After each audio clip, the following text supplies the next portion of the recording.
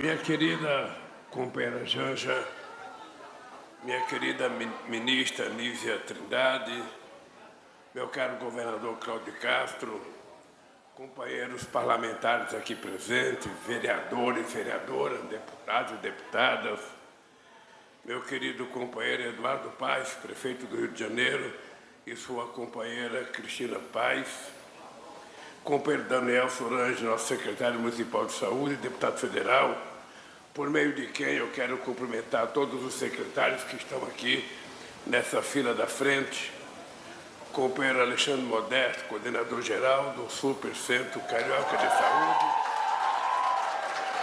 querida companheira Sheila Santos Cardoso, a nossa liderança comunitária aqui nessa mesa, queridos amigos, amigas, funcionários, há duas coisas que eu queria dizer do significado da inauguração desse Supercentro de Saúde Carioca.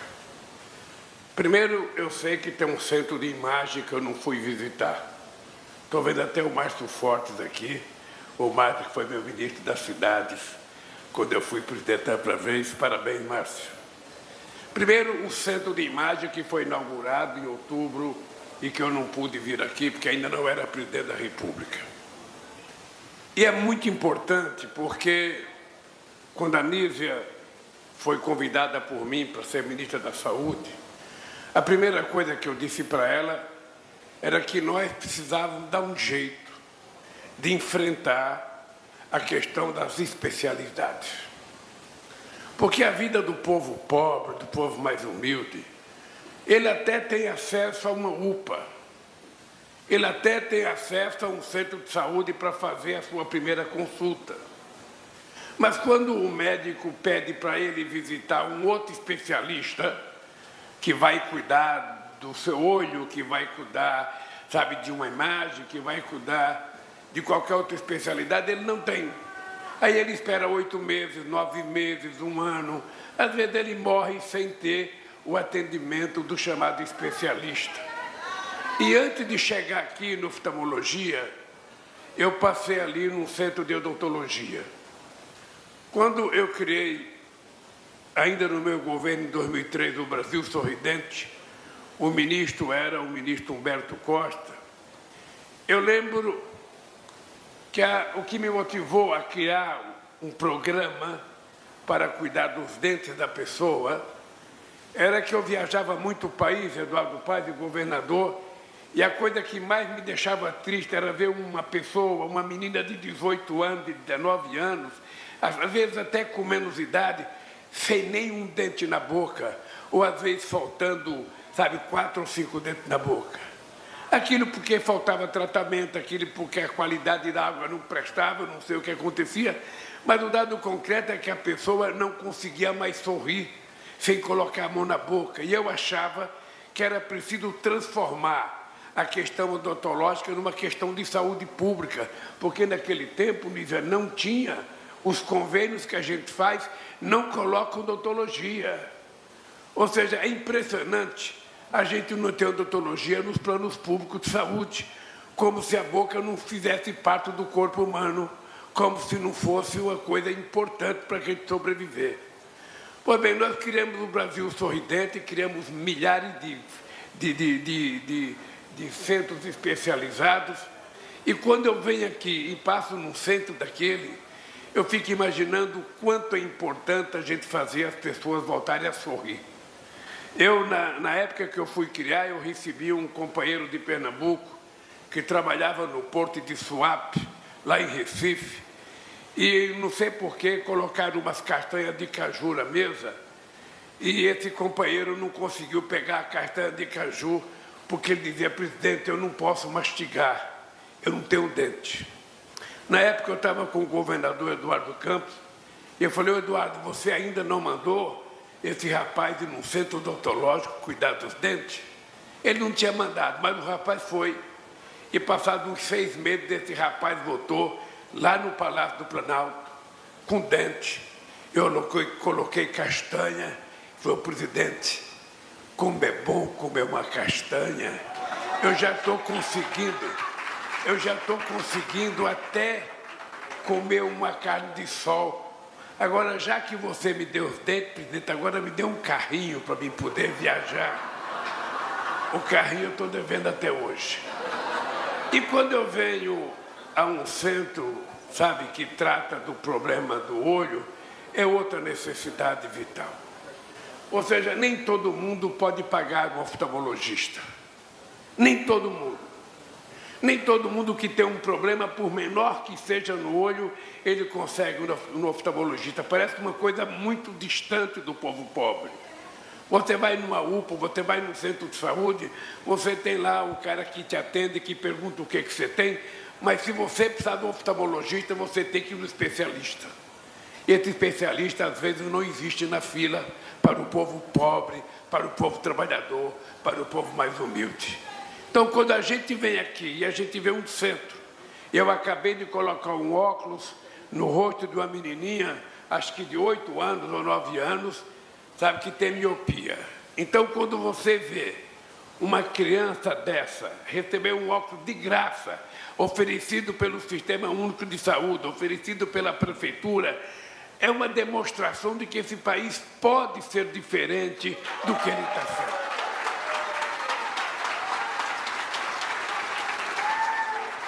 A quantidade de pessoas que tem na periferia do Rio de Janeiro, não é no interior não, é aqui na periferia do Rio de Janeiro, aqui nas comunidades cariocas, a quantidade de pessoas que tem problema de catarata e que não sabe que é fácil operar, agora ele sabe que ele pode vir aqui nesse centro de oftalmologia e operar da catarata de graça. É uma operação que dura 10 ou 15 minutos, essa pessoa já está curada e pode enxergar outra vez. Mas mais importante é saber que tudo isso é feito pelo nosso querido SUS. O SUS, que foi criado em 88 pela Constituinte de 88, o SUS que foi, ao longo desses últimos anos, atacado, todo dia se falava mal do SUS, todo dia, porque ia 1.000 pessoas no SUS, 990 era atendido, ninguém falava nada, mas uma que não fosse atendida era motivo de aparecer na televisão, e o povo, então, não acreditava no SUS, o povo desacreditava do SUS, o povo achava que o SUS não valia nada. Veio a crise do Covid-19 e quem salvou muita gente nesse país foi exatamente o Sistema Único de Saúde, a quem nós devemos muito agradecimento ao SUS e aos funcionários do SUS, que foram verdadeiros heróis. Então, querido Eduardo Paes, eu acho que eu não sei se vocês ouviram uma máquina que passou aí, que falaram PET scan. PET scan é uma máquina para chique. Não é máquina para pobre. Sabe, um peão de fábrica, sabe, não consegue chegar numa PET scan.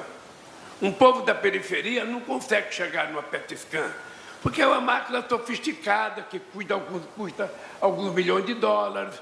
O uso dela do hospital privado é caro, as pessoas pobres não podem pagar.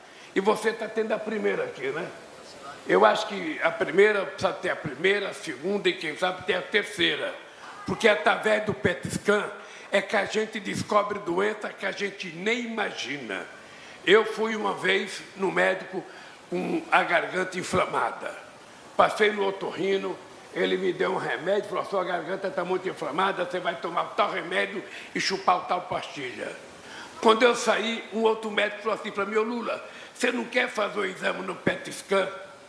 Aí eu fui no PET scan. E aí, em outubro de 2011, eles descobriram que eu tinha um câncer na garganta, que tinha menos de meio milímetro, era uma coisa pequena. Mas se eu não tivesse descoberto a tempo, poderia ter virado uma coisa grande e eu ter perdido essa voz maravilhosa que vocês estão ouvindo agora, porque eu ia perder as cordas vocais. Bem, então, Eduardo Paes, parabéns, governador, parabéns, querida Nízia, parabéns, parabéns aos funcionários. E eu vou terminar com um aviso para vocês. Um aviso que é a questão da vacina. Nós tivemos, nos últimos tempos, a maior campanha que eu já vi alguém fazer do negacionismo de uma vacina. Eu nunca tinha imaginado que um presidente da República fosse capaz de mentir descaradamente sobre os benefícios da vacina, envolvendo religião, envolvendo o povo mais pobre, dizendo que as pessoas que tomassem vacina virava isso ou virava aquilo, ou seja, não tinha mentira que não fosse contada para evitar que o povo tomasse vacina. Eu tenho dito, governador e prefeito, que efetivamente o governo é responsável por mais da metade das pessoas que morreram, porque poderia ter sido evitado pelo menos umas 350 ou 400 mil mortes da Covid-19. Mas não foi. Agora a gente só tem que lamentar, sabe, o que aconteceu nesse país, lamentar pelas vítimas e fazer um convite a vocês. Pelo amor de Deus, a gente não pode ser ignorante a ponto de achar que não vale a pena tomar vacina. Uma mãe que não leva o seu filho para tomar vacina contra a paralisia infantil, uma mãe que não leva o seu filho para tomar vacina contra o sarampo, contra a rubéola, contra qualquer outra coisa, eu fico me perguntando que tipo de amor que essa mãe tem pelo seu filho, que ela não cuida do filho no momento mais importante que essa criança pode ser vacinada e pode evitar ter uma doença mais delicada na vida dela. Agora vai começar a campanha do Zé Gotinha. Sabe? Agora vai começar. A gente não pode vacilar, a gente não pode brincar. É uma questão da ciência. Eu, se tiver 10 vacinas da Covid e 50 para tomar, eu tomo tantas quanto for necessária, porque eu gosto da minha vida. E eu acho que cada um tem que gostar da vida dos seus filhos, levar as crianças na idade certa. É por isso, Nízia, que o Bolsa Família está voltando, e o Bolsa Família volta com uma coisa importante, porque o Bolsa Família volta com condicionantes. Qual é a condicionante? Primeiro, as crianças que vão receber, as crianças até 6 anos de idade vão receber R$150 a mais. Segundo, as crianças têm que estar na escola. Se não estiver na escola, a mãe perde o auxílio. Terceiro, as crianças têm que ser vacinadas. Se não tiver atestado de vacina, a mãe também perde o benefício. Quarto, a mãe, se tiver estado de gestação, ela tem que fazer todos os exames que a medicina exige para que ela possa ter uma criança que nasça robusta, forte e bonita como eu. É assim que eu desejo para que todo mundo cuide da vacina, Nízia, porque hoje, além da propaganda, é preciso convencer as pessoas. É preciso convencer o pai e a mãe de que uma criança tem que tomar vacina para o bem da criança, para o bem da família.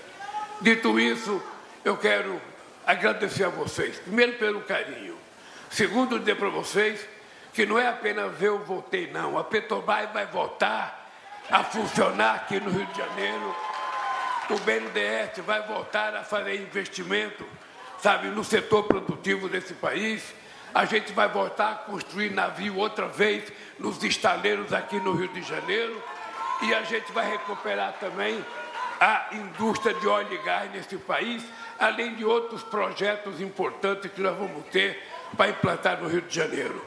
Querido Eduardo Paes, não apenas por sua causa, por causa do governador, por causa do amor que eu tenho pela cidade maravilhosa, é que eu digo para você, não me faça discurso, apresente projeto que o dinheiro aparece. Se não tiver projeto, não tem dinheiro. Um abraço, gente, e parabéns, prefeito. Parabéns por tudo.